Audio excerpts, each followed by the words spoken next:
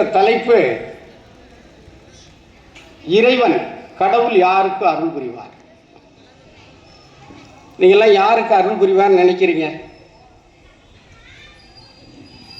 இறைவனுடைய அருள் முதல்ல நான் எல்லாரும் நீங்கள் இறைவன் இருக்கிறாருன்னு தானே வந்திருக்கீங்க. யாருக்காவது அந்த இறைவன் இருக்கிறதுனால தான் வந்திருக்கீங்க இல்லையா? அப்படி எடுத்துக்கலாம்ல. இறைவன் இல்லைன்னு சொல்றவங்க யாரும் இங்கே வர்றதுக்கு வாய்ப்புகள் இல்லை.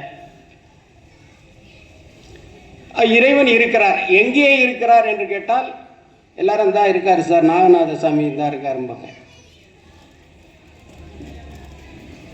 உண்மையிலே நாகநாதர் சாமிக்கு ஒரு சிறப்பு உண்டு. பொன்னார் மேனியினை புலித்தோலை அரக்க சித்தீர் மின்னார் செஞ்ச மூவையிலை எழுத்தீர் முதுகுன்றம் அமர்ந்தீர் மின் செய்த நுண்ணு இடையால் பறவை இவள் முகப்பே அடியேன் இட்டலங்கிழவே என்று சுந்தரர் பாடுறது போல புலித்தோலை அறக்கசத்தீர். அப்ப பாம்பை தன்னுடைய அறையில் அரைத்து கொண்டவர் யார் என்றால் அவர் சிவபெருமான். அதனாலதான் நாம எங்க போனாலும் நீங்க தயவு செய்து எல்லா கோவில்கள்லையும் இருக்கக்கூடிய அந்த ஒரு அரவம் நாகருடைய அந்த சிலையை தயவு செய்து வணங்க மறந்து விடாது. அரவனும் ஐயனே போற்றி கரவாதருவாய் என்று நம்ம பாடக்கூடிய அந்த கோளாறு பதிகத்தில் வரக்கூடியதை தயவு செய்து படிங்க. ஏனென்று சொன்னால் ஒரு ராகு என்பவன் மிகவும் ராகு ஏதை போல கெடுப்பவரும் இல்லை, ராகு போல கொடுப்பவரும் இல்லை என்று சொல்வார். அவை அந்த அப்படி ஒரு சிறப்புக்குரிய தலம் நாகநாதர் சுவாமி. திருச்சியிலே நமக்கு மலைக்கோட்டைக்கு பக்கத்தில் ஒரு பெரிய நாகநாதர் கோயில் இருக்கு. ஆகவே அந்த அடிப்படையில் இந்த தலத்துக்கு ஒரு முக்கிய சிறப்பு இருக்கு என்று சொல்லி, இப்போ ஒரு படத்தில் வடிவேலு சொல்வார், நான் கடவுளை காமிக்கிறேன், எல்லாத்தையும் 100 ரூபா கொடுங்க 100 ரூபா கொடுங்க 100 ரூபா கொடுங்கன்னு கேட்டு வாங்கி கடவுளை காமிப்பார்ல, எல்லாருக்கும் நினைவு வரும்னு நான் நினைக்கிறேன். ஆனால் கடவுள் யாருக்கு அருள் புரிவார் என்பதுதான் நம்ம கேள்வி.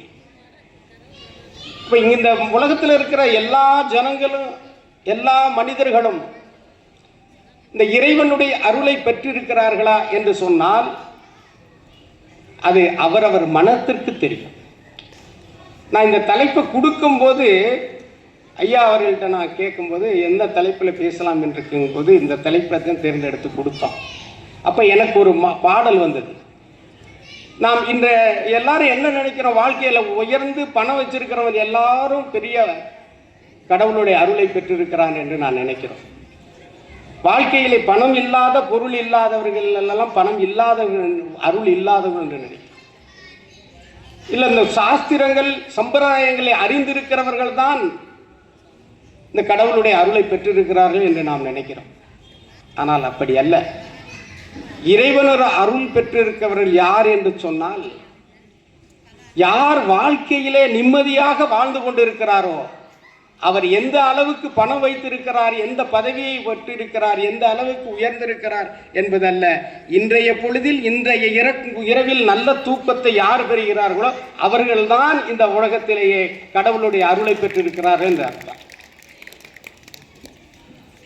அப்பர் பெருமான் ஒரு பாடல்ல சொல்லுவார், ஏதும் ஒன்றும் அறிந்திலராயினும் ஏதும் ஒன்றும் அறிந்திலராயினும் ஓதி ஐந்தெழுத்து உணர்வார்க்கு பேதமின்றி அவரவர் மனத்துலே மாதும் தாமும் மகிழ்வார் மார்பேரரே என்று அப்பர் பெருமான் பாடு. நம்ம கோயிலில் எல்லாம் புனஸ்காரம் பூஜைகள் இதெல்லாம் பண்ணக்கூடியவர்களுக்குத்தான் இந்த இறைவன் அருள் புரிவார் என்பதற்கு இல்லை. அப்படியெல்லாம் பார்த்தாக்க தினந்தோறும் பண்றவங்க வீட்டில் பாருங்க பல கஷ்டங்கள் இருக்கு. அதற்காக கோயிலுக்கு வர வேண்டாம் என்று நான் சொல்லவில்லை. எப்படிப்பட்ட மனிதர்களாக என்ன எண்ணத்தோடு நாம் வாழ்ந்து கொண்டு இருக்கிறோம் என்பதுதான் முக்கியம். ஏதும் ஒன்றும் அறிந்திலறாரு. இப்ப கடவுளை சில பேர் நான்லாம் போனா ஒரு கோயிலுக்கு போனா அந்த கோயிலுக்கு போறதுக்கு முன்னால 3 தேவாரங்களை படித்து விட்டு அங்க போய் பாடிட்டு சாமி கும்பிடுறது வழக்கம். நான் கிட்டத்தட்ட 275 தேவாரம் பாடிய கோயிலில் ஒரு 150 கோயிலுக்கு மேலே இது வரைக்கும் போயிருக்கேன். ஆனால் எல்லா கோயிலுக்கும் போகும்போது தேவாரங்களை பாடுவது என்னுடைய வழக்கமாக வச்சிருக்கேன்.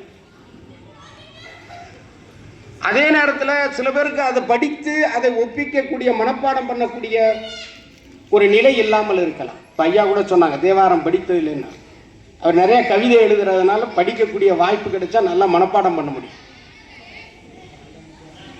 அப்ப அந்த மாதிரி ஒரு இல்லாதவர்களுக்கு, ஆனால் இறைவனுடைய நினைப்பு மட்டும் ஒன்று இருந்தால் போதும்.